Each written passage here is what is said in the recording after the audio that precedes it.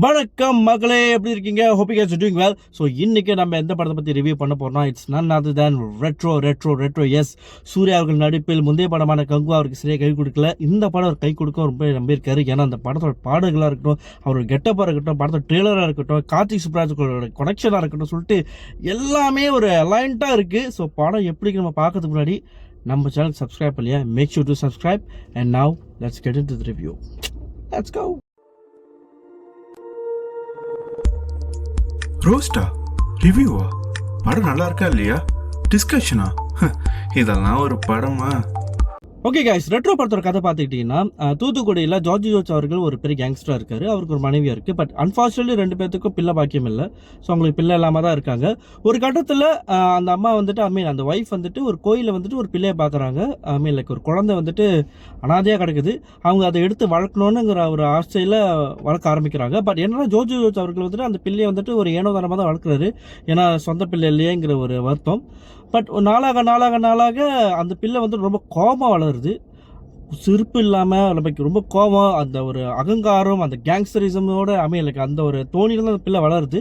ஒரு கட்டத்தில் அந்த அம்மா கேட்டரும் இறந்து போயிடுறாங்க. பட் ஜார்ஜ் தான் இந்த பையனை, அதாவது அந்த பையன் தான் சூர்யா வச்சுக்கோமே, அந்த பையனை தான் வந்துட்டு ஒரு தக்கரி கேங்ஸ்டரு பொறுக்கித்தனம் சொல்லிட்டு எல்லா விதமாகவும் அந்த பிள்ளையை வளர்க்குறாரு.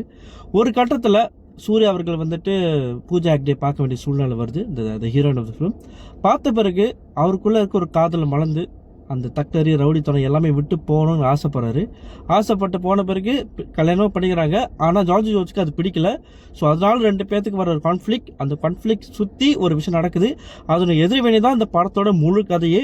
ஸோ பேசிக்காக தான் ஸ்டோரி ஆஃப் த ஃபிலிம். ஏன்னா அந்த படத்தில் நிறைய கிளைக்கதைகள் இருக்குது. அதெல்லாம் சொன்னால் உங்களுக்கு ஸ்பாய்லர் ஆயிரும். மனுஷன் எல்லாரும் பல்சையும் பிடிச்சிட்டான். இன்னும் என்னென்ன ஆட்டம் ஆட போறானோ. ஓகே, ரெட்ரோ படத்தில் நம்மளுக்கு என்ன பிடிக்கலாம் போகிறதுக்கு முன்னாடி ரீசெண்ட் டைம்ஸில் நம்ம கார்த்திக் சுப்ராஜோட படங்கள் நம்ம விஷயம் பார்த்துருப்போம். என்னன்னா ரொம்ப வந்துட்டு அந்த ஒரு அநீதி, ஜஸ்டிஸ், ரெவல்யூஷனரி பற்றி ரொம்ப பேசியிருக்காரு. உதாரணத்துக்கு சொல்ல போனால் அவர் முந்தைய படங்களான ஜகமே தந்திரமாக இருக்கட்டும், மகானா இருக்கட்டும், ஜிகர்தண்டா எக்ஸலாக இருக்கட்டும், அதே பாணியில் இந்த படத்தில் சில விஷயங்கள் கையாண்டிருக்காரு. அதை சொல்லக்கூடாதுன்னு நினைக்கிறேன். பட் அந்த கையாண்டு விதம் தான் வந்துட்டு இந்த படத்தோட மெயின் கதையே. நம்ம ட்ரெய்லரை பார்த்ததுக்கும் அந்த காதல் கதைன்னு அவர் ஊட்டியிருப்பார். அது காதல் கதையில் அந்த காதலால் சில விஷயங்கள் நடக்குது, சில புரட்சி வெடிக்குது. அதான் அந்த படத்தோட கதையும் கூட சொல்லலாம். மெய் கதை அதுதான். Okay, moving forward. ஸோ நம்ம முதல் பாசிட்டிவில் ஆரம்பிச்சிருமே. So let's start with Suriya அவர்கள். ரொம்ப நாள் கழிச்சு சூர்யாவை நான் ரொம்ப ரசித்து அட்மையர் பண்ணி அவர் க்ரஷ் லெவலுக்கு அவர் இந்த படத்தில் பார்த்துருக்கேன். ஏன்னா ஒவ்வொரு ஃப்ரேமும் செதுக்கியிருக்காங்க அவரை எப்படி பார்க்கணும். ஏன்னா அவரோட கெட்டப்பாக இருக்கட்டும், அவரோட ட்ரெஸ்ஸிங் சென்ஸாக இருக்கட்டும், அவரோட அந்த கோபமான கண்களாக இருக்கட்டும், அப்புறம் சிரிக்கிற அந்த விஷயமா இருக்கட்டும். ஸோ எல்லாமே அவர் ஸ்கோர் பண்ணியிருக்காரு. 100க்கு 100 இல்லை, 100க்கு 100 அந்த அளவுக்கு போட்டிருக்காரு. So he has done fantastic job. Like இதெல்லாம் ஒரு சர்வசாதாரணம். பட் தும்மா கழிச்சு அவர் இனிமேல் ஒரு கேரக்டரில் ரொம்ப ஸ்வாகாக பார்க்குறப்போ ரொம்ப நல்லா இருந்துச்சு கூட சொல்லலாம். ஸோ மூவிங் ஃபார்வர்ட் அடுத்த பாசிட்டிவ் பண்ணால் இந்த படத்தோட டைரக்டர் ஆகிய கார்த்திக் சுப்ராஜ் அவர்கள், ஐ லைக் ஹிம் பிகாஸ் ஏன்னா அந்த படத்துக்கு ஒரு மிக்ஸ்டு ரிவ்யூஸ் வந்துக்கிட்டு தான் இருக்குது. But why I like him எலாட்னா அவரோட கிராஃப்டில் அவர் ரொம்ப எப்போதுமே ரொம்ப தெளிவாக இருப்பார். என் ஸ்டைல் படம் இதுதான், என் படம் இப்படி தான் இருக்கும். லைக் நீங்கள் எதிர்பார்க்குற படம் இருந்தால் அது ஓகே, பட் என் ஸ்டைலில் படம் எடுத்து தான் தீரும்னு சொல்லிட்டு அவரோட கன்விக்ஷனில் அந்த படம் எடுத்திருக்காரு. ஆல்தோ இந்த படத்தை சில ப்ராப்ளம்ஸ்கள் இருந்தாலும் அவரோட டைரக்ஷன் பார்ட்டில் as a writer, as a director has done fantastic job. ஏன்னா கார்த்திக் சுப்ராஜ் படம் உங்களுக்கு தெரியும், ஒரு ஜான்ரா ஷிஃப்ட் ஆகிட்டே இருக்கும். அந்த படத்தில் இந்த ஷிஃப்ட்டு 1 இல்லை 2 இல்லை எக்கச்சக்கமாக வந்துக்கிட்டே இருக்குது. அதில் சில ஷிஃப்ட்டு வந்து எனக்கு ரொம்ப பிடிச்சிருந்துச்சு பார்க்குறப்ப. ஏன்னா இதெல்லாம் நான் எதிர்பார்க்குறது கார்த்திக் சுப்ராஜ் படத்தில். ஸோ அதெல்லாம் செம்மையாக பண்ணியிருந்தார். மூவிங் ஃபார்வர்ட் இந்த படத்தில் அடுத்த நடிகர்களாக மற்ற நடிகர்கள் லைக் ஜோஜா இருக்கட்டும், அப்புறமேல பூஜா ஆக்டேவாக இருக்கட்டும், பிரகாஷ் ராஜா இருக்கட்டும், அப்புறம் அந்த வில்லன் ரோல் அவர் பேரை மாட்டேன். ஸோ தே ஆல் டன் ஒரு கமாண்டபிள் ஜாப். இந்த படத்துக்கு அந்த ஃபில் பண்ண வேண்டிய ரோலை கரெக்டாக பண்ணியிருந்தாங்க. அண்ட் ரொம்ப நாள் கழிச்சு ஜெயராம் அவர்கள் வந்து இனிமேல் காமெடி ரோலில் பார்க்கறதுக்கு நல்லா இருந்துச்சு. லைக் ரொம்ப நாள் இல்லை, இப்போ ரீசெண்டாக அவர் அதான் பண்ணிட்டு இருக்கான்னு நினைக்கிறேன். பட் இந்த படத்தில் அவருக்கு has very little to offer. But இருந்தாலும் அவர் ப்ரெசன்ஸ் நல்லா இருக்குது பார்க்குறதுக்கு. அண்ட் அடுத்தது இந்த படத்தில் வந்துட்டு நம்ம டெக்னிக்கல் அம்சங்களை பற்றி பேசலாமே. ஸோ நான் ரொம்ப ரசிச்சது என்னன்னா சனா அவர்கள். இந்த படம் சூர்யா மட்டும் இல்லை, சூர்யாவும் சந்தோஷ் நாராயண் இல்லைன்னா ரெட்ரோ இல்லை கூட சொல்லுவேன். ஏன்னா அவரோட பாடலாக இருக்கட்டும், பிஜிஎம்ஸாக இருக்கட்டும், எல்லாமே இந்த படத்துக்கு ரெட்ரோ அந்த அளவுக்கு ஏற்றி வச்சிருக்க கூட சொல்லலாம். இந்த படம் ஒரு தளத்தில் இருந்தாலும் அவர் இசை இந்த தளத்துக்கு கொண்டு போயிருக்கு. அஃப்கோர்ஸ் கார்த்திக் சுப்ராஜ் சனா சேர்ந்தாலே அது ஒரு மேஜிக் தான். அந்த மேஜிக் இந்த படத்தை ரீட்டைன் ஆகுது. அண்ட் இந்த படத்தோட கேமரா ஒர்க் சின்ஸ் இந்த படத்தோட அணுகுமுறை வந்து ரெட்ரோ ஸ்டைல் இருக்கனால ஒவ்வொரு ஃப்ரேமும் வந்து ரெட்ரோ ஃபீலே இருக்கிறதுனால எனக்கு படம் ரொம்ப பிடிச்சிருந்துச்சி. ஏன்னா டெக்னிக்கலி வந்துட்டு இந்த படத்தில் வந்துட்டு நீங்கள் நினைக்கலாம் ஏன் வந்துட்டு ரொம்ப க்ளோவிங்காக இருக்குது. எஸ், இட்ஸ் ரெட்ரோ ஃப்ளேவர்னால தான் அந்த படம் க்ளோவிங்காக தெரியுது. ஏன்னா ஒரு முந்தைய படங்கள் எப்போதுமே கேமரா வந்து ரொம்ப பளிச்சுன்னு ரொம்ப அல்ட்ரா கிளியராக இருக்கும். ஆனால் அந்த படத்தில் வந்துட்டு ஒரு கிரேனியாக இருந்தது. எனக்கு ரொம்ப பிடிச்சிருந்துச்சு பார்க்குறப்ப. ஏன்னா அந்த ரெட்ரோ எஃபெக்ட் அந்த கிரேனியர்ஸ் ரொம்ப நல்லாவும் இருந்துச்சு.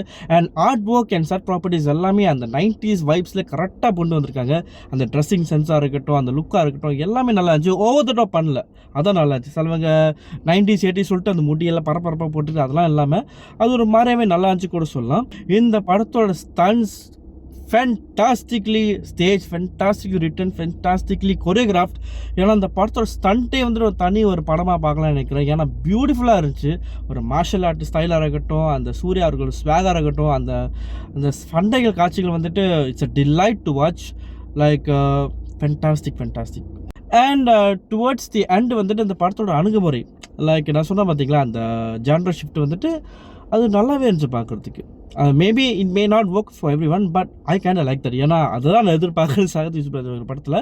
அண்ட் அந்த படம் வந்துட்டு எனக்கு எடிட்டிங் வாய்ஸ் ரொம்ப பிடிச்சிருந்துச்சி. ஏன்னா அந்த படத்தோட ரன் டைம் வந்து 2 hours மேலே போயிட்டே இருக்குது.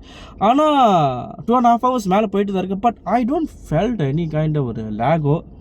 லைக் இருக்கலாம், பட் எனக்கு அது பெரிய லேகாகவும் பண்ணல. ஏன்னா எடிட்டிங் இந்த படத்தை நல்லாவே பண்ணிக்காங்க கூட சொல்லுது. டாக்கிங் அபவுட் எடிட்டிங், இந்த படத்தில் ஒரு மாஸ்டர் கிளாஸ் ஷார்ட் இருக்குது. என்னதுன்னா how to take a single take. ஒரு சிங்கிள் டேக் சீக்வன்ஸ் இந்த படத்தில் இருக்குது. அது என்ன நீங்கள் படத்தை பார்த்து தெரிஞ்சுக்கணும். அது ஒரு ஃபேன்டாஸ்டிக்லி டேக்கன். ஏன்னா அதில் பொதுவாக அந்த ஆக்ஷன் செட் பீஸ் தான் எப்போதுமே சிங்கிள் டேக்கில் பார்த்துருக்கோம். இது வந்துட்டு ஒரு I don't like to spoil the mood, நீங்களே பார்த்து தெரிஞ்சுக்கோங்க. அது ரொம்ப அழகாக எடுக்கப்பட்டிருக்கு ஒரு சிங்கிள் டேக்கு. ஸோ இவ்வாறு தான் என்னோட பாசிட்டிவ் அபவுட் திஸ் மூவி.